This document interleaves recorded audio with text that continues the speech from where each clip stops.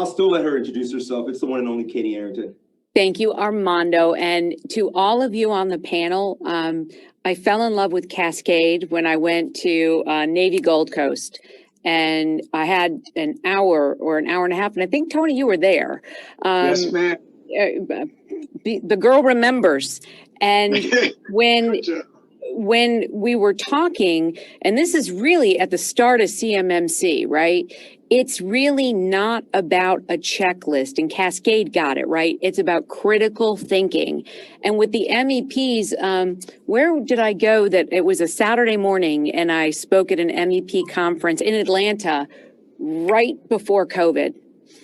And I talked about what I knew about the machines, right? And where the vulnerability lies. And I talk to people all the time. It's, you know, the adversary is working in ways to disrupt the supply chain. The easiest access point is to cause distrust within our own supply chain. And how do you do that? Well, if you have a Bosch tool that's been out on the floor and it's been drilling the same drill for, 5 to 10 years, and the software patch, it's calling out to somebody you don't know, and it's coming in, and the specs, that little tiny nuance of a 1/100th of a millimeter could be life or death. And the fact that it may not be picked up in a quality run, and that it gets put on a plane or it gets put into a nuclear warhead, or that's where the adversary's gaining. And we need to shut it down.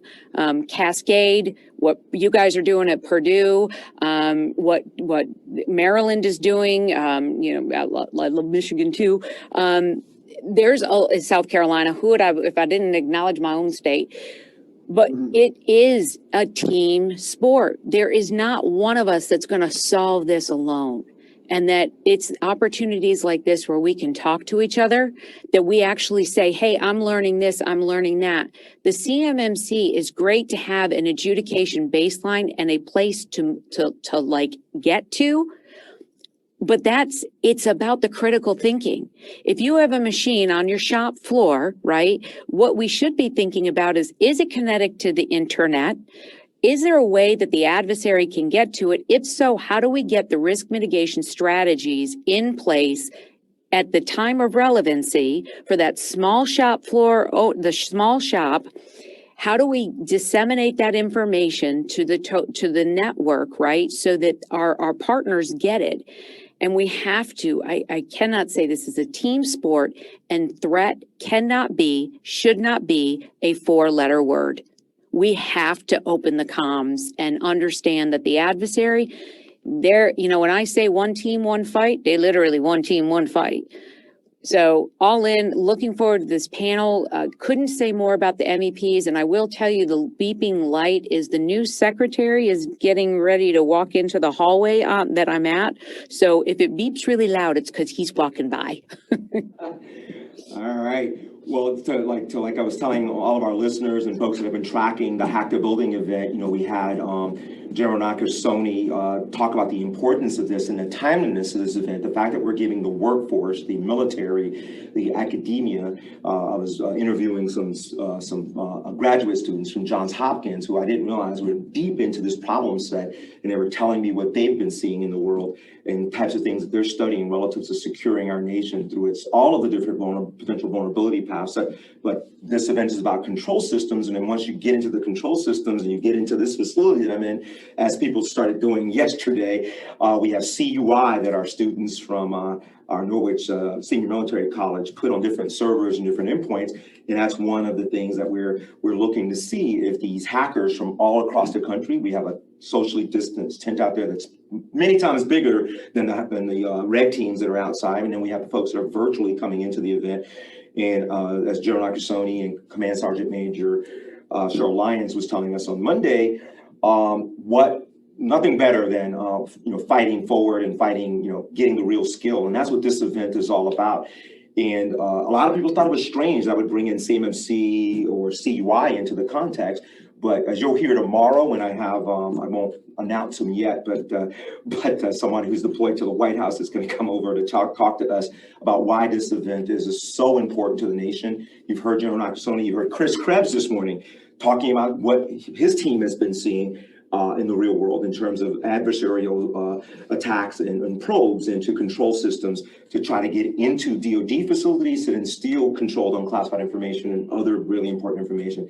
So that's the importance of this panel, and that's why we mixed it in with this event. It's related. Again, you've heard our leaders in the last couple of days, senior government leaders, and you'll hear again tomorrow, why this all matters. It all matters. It's a holistic approach to cyber, as Jennifer was telling us. So let me start out with this, Katie. Let's clean up house really quick. The interim rule. Yeah. I see all the forums out there that I'm a part of that I don't have time to respond or jump into the pool with all these folks is.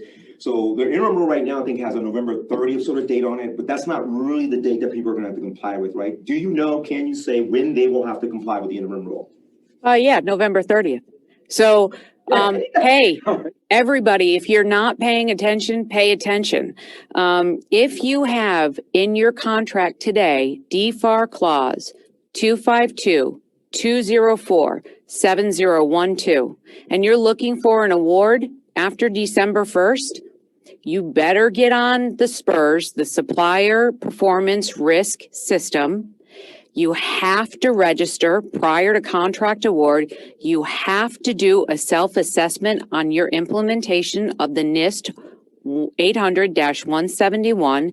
You have to do that before contract award, starting December 1st, 2020. That is happening now. So if you're on that and you've got CUI, right, controlled unclassified information, and you're looking for a contract time award, it's happening now. There's 3 rules that spurned out of the 7012 DFAR clause. There's the 7019, which is the SPRS self-assessment, right? Because I've been saying it is a secret or not, but security is foundational to all acquisition. So we made security foundational, right? With the exception of micro purchases under $10,000 and COTS products. So like if you're buying a software product, like a Microsoft Office, right? Those have a different certification. That's not the CMMC. The suppliers are required. So 7019 happening December 1st. The 7020, which is the second clause, that also is December 1st. What that says is that if you rate yourself on that methodology that's there on the SPRS link, and you rate yourself medium to high, the government reserves the right to audit you on your compliance. So if you have a POAM, a plan of action management, I would clean it up now. Because when they come out to audit, what they will do is validate what they see, and they can start issuing CARs, corrective action reports, right? So that starts December 1st. Now, the team doing those assessments is only about 50 people. They maybe get 80 to 90 a year done. We knew that in the DoD. And December 1st starts the CMMC, where we will start rolling it into all DoD contracts over the next 5 years. The 15 contracts that, I'm hoping my memo clears, I can tell everybody what they are, but they're not small contracts, folks. It's real, right? GSA stars, Keith Nakasone at GSA is an illuminary. He led the charge. And why it matters to the MEPs, also to, the infrastructure and the controls, the industrial control systems. Miss Lord, the Undersecretary of Acquisition and Undersecretary of Defense for Acquisition and Sustainment, my boss, made infrastructure that transmits CUI compliant to the 7012 clause 2 years ago. And the reason why all of this is such urgency, why the rule did not come out as a proposed rule, the whole of government said this is so critically important that it's going to be an interim rule. It's going to come out, be published on September 29th and go into effect on November 30th because the adversary is deeply entrenched. And I have some people that have said to me, I make it seem like that it's really bad. It's really bad. And why is it really bad? Because we didn't think like the adversary. And we need to start thinking about that. The easiest way in, Occam's razor. Thank you, Jodie Foster, for that movie, Contact. I learned about that theory back then. No, that's literally where I learned about it. What's the easiest way in, right? What's a common denominator? What is something that virtually every building, every machine, every power switch has? It's an industrial control system. It's the easiest, right? Occam's razor. All I have to do is figure out how to break into that. There are multiples of an industrial control. If I figure out the in on that, cakework, right? Our job as a community is to figure out ways with the most return on investment. The juice has to be worth the squeeze. So what are the things that we can do to buy down the risk significantly? And you think about it, the MEPs and the industrial control systems, two easy access points that if we could just get to common standards with each other and an understanding of the risk, think of the world. And that's what all these panel members are about, right? So the time to worry about the CMMC or the DFAR, it was 3 years ago, 4 years ago. Execute now. So Katie, that brings up a really good point that I've talked to a lot of MEPs around the you know, there's an old saying, something that goes something like, there's nothing like a hanging in the morning to clarify the mind. And I think the CMMC interim rule saying clearly deadline, and you will be assessed and you will not be able to bid on, you will not be able to accept a future contract award. I think that's providing some kind of clarity of mind. Because we've received so many more calls. I mean, my gosh, I've got 5 different client projects I'm working right now, and people are calling every day, which is not the way it's been historically. So with Jennifer, on that point exactly, right? What we're talking about ain't something new, right? The 171 came out, right? And everybody on this call has a superpower. Everybody, right? And everybody watching has a superpower. My superpower is I have a big mouth, right? That's mine. That's really it. The only thing that's different than 2015 to 2020 is that I'm loud. You all have been beating the drum, and it's really, you know, and you said it, right? When the DoD said clearly they define what they want done, they set a timeline, but more importantly, the fact that we have said security is an allowable cost.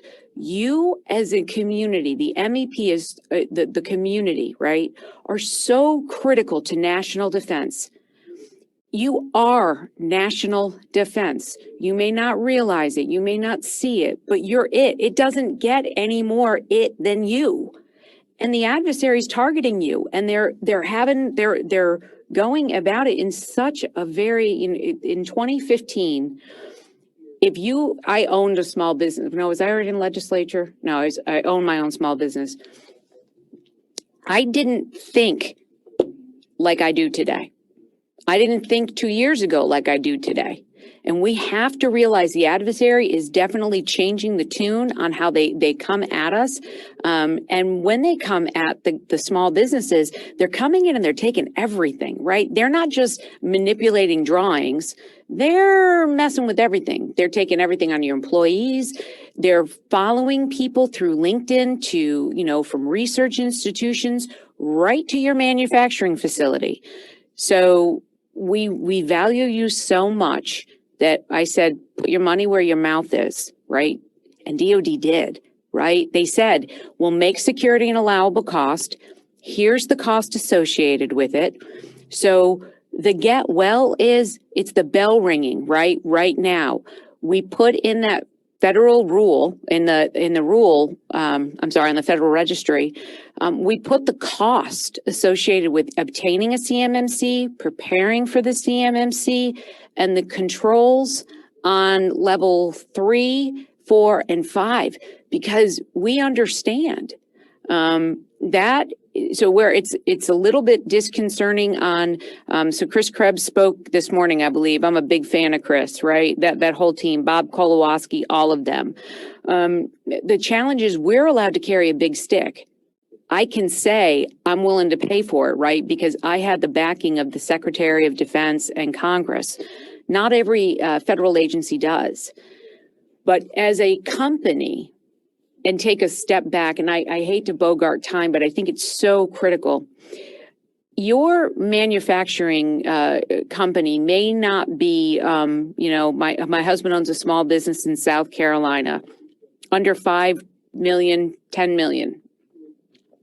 For a merger and acquisition to happen, to which you either, you know, either A, you grow with the community, right? Or you stay stagnant. So I assume everybody on here wants to grow.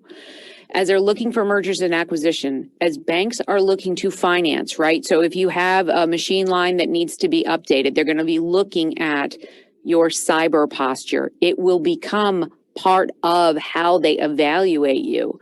You may not realize it today. Tony's nodding his head because he knows it's that cyber rating score exists on your company today. They are watching, right? The sensors on the networks that are out there commercially available are showing the traffic on your IP, right? They see it and they're reporting it, and it's a security rating score. So as you look to borrow money, one of the things they're going to think of, how are you positioned to protect what I'm loaning you? Very few things are just software. It's software-enabled hardware. So they're going to want you to have an understanding. And 5 years ago, and I'm going to use the superstore, you wouldn't think that a cashier at one of my favorite places, Target, right? You need to understand cyber to even work that terminal, right? It's got to become commonplace. And the only way to do it, to shake us all up, is to make it mandatory, right? It's a go, no go decision, because if you set a clear definition of the standard, the mission, and you're willing to pay for it, we can get there. The problem in 2015, it was squishy. Nobody really knew what CUI was back then. You know, that was a whole thing. And then thirdly, we really didn't do the cost analysis behind that rule change. So here we are today, whole new day. There's no going back. And Ms. Katie. Yep. As you know, I've been with this, and you and I have gone, you know, from the, you know, way back when, as this all was going, and we're out there in the battle trying to get these companies ready to go. To Jean's point, to Jennifer's point, I don't think it's gonna be shocking or surprise that a lot of them aren't gonna be ready to go, but we're gonna